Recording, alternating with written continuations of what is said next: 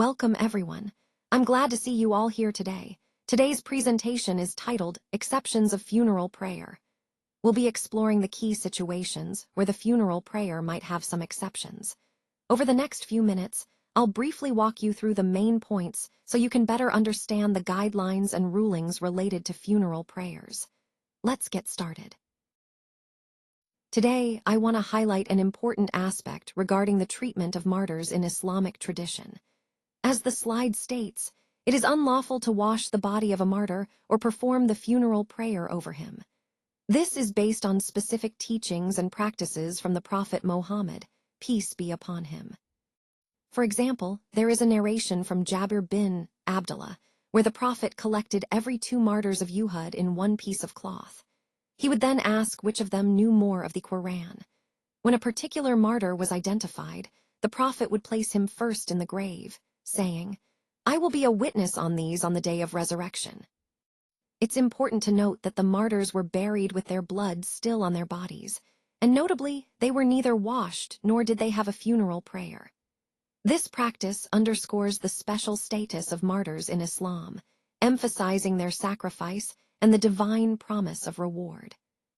So the key takeaway here is that, unlike other deceased, martyrs are exempt from certain funeral rites, reflecting their honored status and the divine acknowledgement of their sacrifice. This exception helps us understand the profound respect and recognition they hold in our faith. On this slide, we see the guidelines regarding someone who passes away while in the state of ihram.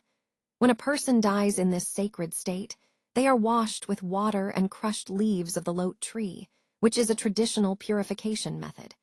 It's important to note that no perfume should be applied during this washing.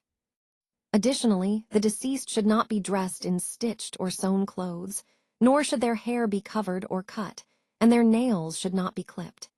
These restrictions are part of the respect and purity associated with ihram. There's an important narration from Ibn Abbas, Allah be pleased with him, that illustrates this practice. He recounts an incident where someone fell from his camel in Arafat and tragically broke his neck.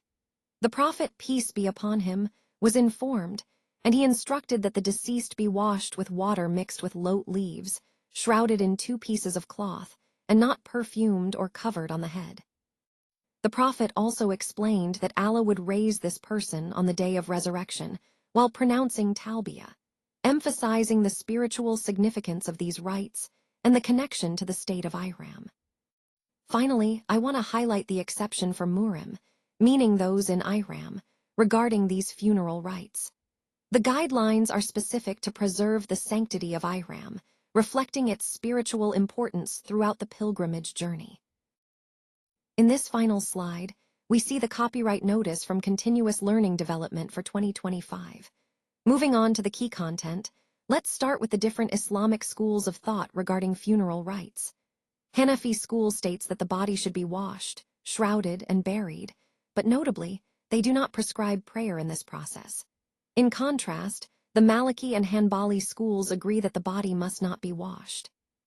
It's important to understand that these differences highlight the diversity within Islamic jurisprudence and how each school has its own approach to funeral rites. Now let me share a relevant narration that illustrates the Prophet's guidance on these matters.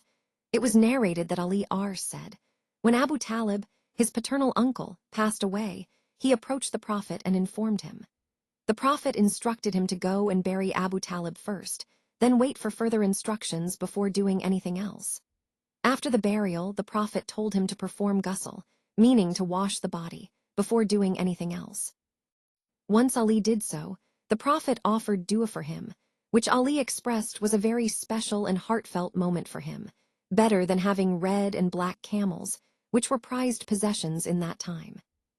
Finally, I want to touch on an important exception, when a non-Muslim has a Muslim wali or guardian.